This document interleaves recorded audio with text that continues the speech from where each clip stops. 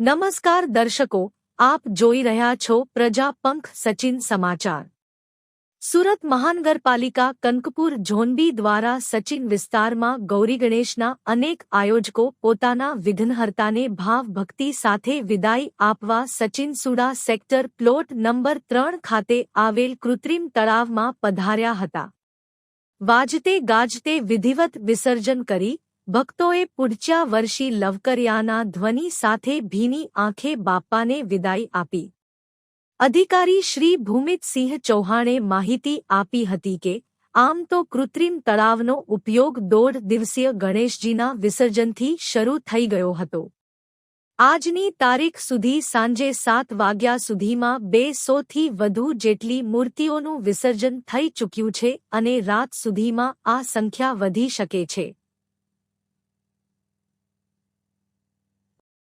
આ પ્રસંગે deputy commissioner Minaben Gajjar તથા ઝોનલ અધિકારી શ્રી પરેશ પટેલે સ્થળ પર પધારી તળાવની મુલાકાત લઈને જરૂરી માર્ગદર્શન આપ્યું હોવાનું અધિકારી સાગરભાઈએ જણાવ્યું હતું।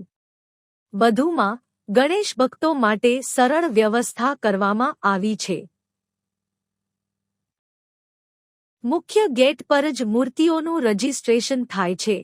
ત્યારબાદ શ્રીજીની આરતી અને પૂજા પછીના કર્મચારીઓ વિધિવત રીતે મૂર્તિઓને અંદર વિસર્જન માટે લઈ જાય છે, જ્યાં તળાવની તમામ સુવિધાઓ ઉપલબ્ધ છે।